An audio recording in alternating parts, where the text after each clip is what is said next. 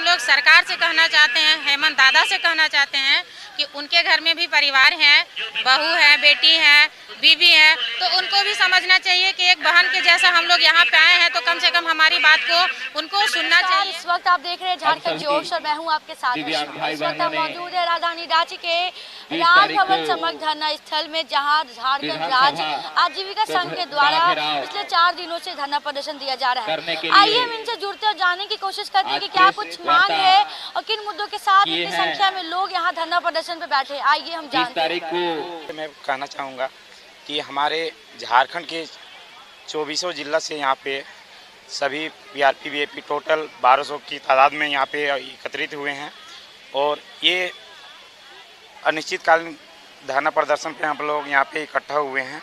और ये कारण क्या है, मैं कहना चाहूँगा ये कारण, ये स्थिति इसलिए ऐसा आया क्योंकि हमारे कुछ 4 सूत्री मांग है, जिसमें से पहला है हमारा, पहले हम लोग का पेमेंट जो है पर्सनल खाता में दिया जाता था, जो कि अभी CLF अकाउंट पे कर दिया गया है, जिसे लेने में हम लोग को बहुत ही कठिनाइयों का सामना करना पड़ता है।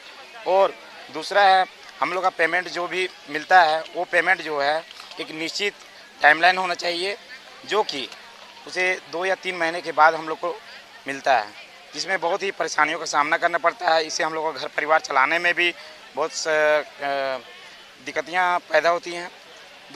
तीसरा है कि हम लोग का एक, अभी अगर देखा जाए तो महंगाई देखते हुए जिस तरह से हम लोग 2014 से कार्यरत हैं सभी पीआरपी बीएपी, तो इसमें 1 रुपया भी हम लोग को जो बढ़ाया नहीं गया है। इस महंगाई भत्ता को देखते हुए हम लोग को सरकार और हमारे विभागीय को भी ध्यान देना चाहिए कि इस महंगाई में हम लोग को इतना में काम चलने वाला नहीं है।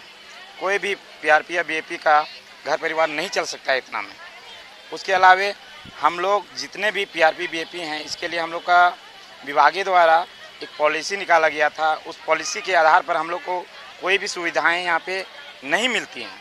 आप इतनी सारी महिलाएं धरना प्रदर्शन में बैठी हुई और रांची में कड़ाके की ठंड पड़ती है, ऐसे में आप लोगों को क्या दिक्कतों का सामना करना पड़ता है? हम लोग को बहुत सारी दिक्कतों का सामना करना पड़ रहा है। जिस तरह का कड़ाके के ठंडे में आए हमारे छोटे छोटे बच्चे हैं, उन लोगों का तबीयत खराब हो रहा है। सरकार हम लोग के पास ध्यान नहीं दे रही है, ना करके हम लोग को हाल खबर दिया जा रहा है। हम लोग को जो 4 सूत्रीय मांग है उन लोगों उस पर भी विचार कुछ किया नहीं जा रहा है। सिर्फ आश्वासन दिया जा रहा है कि हाँ आप लोगों का मांग, हम लोगों को लिखित आश्वासन दिया जाए, हम लोग को लिखित बोला जाए कि हम लोगों का ये का मांग है, आप लोगों का मांग को पूरा किया जाएगा, तभी हम लोग यहाँ से किया जाएगा। उम्मीद है कि सरकार आपकी मांग को पूरी करेगी। उम्मीद है हम लोगों को सरकार हमारी मांगों को पूरी करेगी, लेकिन हम लोगों का मांग का जो मिलना चाहिए, हम लोगों का जो आश्वासन मिल रहा है मौखिक के तौर से, हम लोगों को मौखिक नहीं चाहिए, हम लोगों को लिखित चाहिए।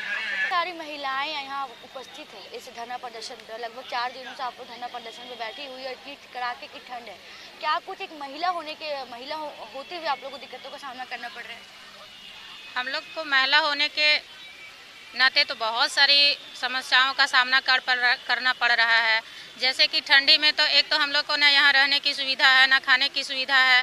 हम लोग एक मजदूरी करते थे, खाते थे। हम लोग अभी समझिए किस तरह से अपना यहाँ पे रहन सहन कर रहे हैं वो हम ही लोग जान रहे हैं। और दूसरी चीज़ हम लोग सरकार से कहना चाहते हैं, हेमंत दादा से कहना चाहते हैं कि उनके घर में भी परिवार हैं, बहू है, बेटी है, बीवी है, तो उनको भी समझना चाहिए कि एक बहन के जैसा हम लोग यहाँ पे आए हैं तो कम से कम हमारी बात को उनको सुनना चाहिए। इतना सारी परेशानियाँ हैं तो कम से कम हम लोग वहाँ पे जाके उन लोग को कुछ तो आश्वासन दे। और हमारे बीच में आश्वासन भी दिया जाता है मंत्री लोग के द्वारा, तो मौखिक आश्वासन दिया जाता है, जिस आश्वासन से हम लोग संतुष्ट नहीं है। हम लोग को लिखित आश्वासन चाहिए, उसके बाद ही हम लोग इस धरना प्रदर्शन को निर्णय लेंगे और तभी समाप्त कर पाएंगे। इस धरना स्थल पे आए दिन कई अलग अलग संगठनों के द्वारा धरना प्रदर्शन किया जाता है। कई की मांग पूरी होती है तो कई खाली हाथ लौट जाते हैं। तो आपको क्या उम्मीद है कि आपकी मांग पूरी होगी या नहीं?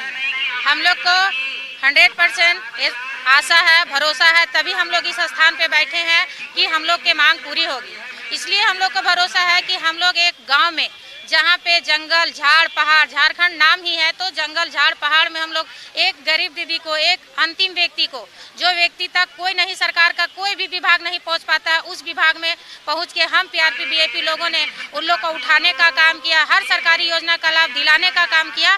तो उन लोग को हर आजीविका से प्रशिक्षण दिलाकर उन लोग को आजीविका से जोड़ने का काम किया है। तो आज हम ही लोग के आजीविका के ऊपर क्या कुछ उम्मीदें हैं आपको, अगर सरकार आपकी मांग की ओर अगर ध्यान आकर्षित नहीं करेगी तब आगे की क्या कुछ रणनीति है? हम लोग का रणनीति यही है कि हम लोग अभी तो हम लोग लगातार मांग कर रहे हैं और आंदोलन भी कर रहे हैं, मतलब हड़ताल में हैं। तो अभी हम लोग का मांग अगर पूरा नहीं किया जाएगा तो हम लोग इसी तरह से ही हड़ताल में ही रहेंगे। हम लोग को कई तरह के बात बोला जा रहा है कि आप लोग हड़ताल तोड़ दो, आप लोग अपने अपने घर वापस चले जाओ। ग्रामीण विकास विभाग मंत्री के द्वारा बोला जा रहा है कि आप लोग चले जाओ, 15 जनवरी तक आप लोग का सारा मांग को पूरा किया जाएगा। हाँ, विचार किया जाएगा और पूरा की मौजूदा आजीविका संघ के कार्यरत लोगों ने हमें क्या कुछ जानकारी दी, साथ ही साथ इन लोगों ने मांग की कि सरकार जल्द से जल्द इनकी मांग को पूरी करे, वरना ये यूं ही अपने प्रदर्शन को बढ़ाएंगे, साथ ही साथ चक्का जाम करने का भी काम करेंगे। अब देखने वाली बात यह होगी कि सरकार कब इन लोगों के हित में फैसला लेती है या नहीं। अभी फिलहाल के लिए हमारे तरफ से इतना ही। ऐसी तमाम जानकारी हम आप सभी के लिए लेकर आते रहेंगे, तब तक के लिए बने रहे हमारे साथ आपके अपने चैनल झारखंड जोश में। मैं अर्चना अपनी सहयोगी श्रुति के साथ, धन्यवाद।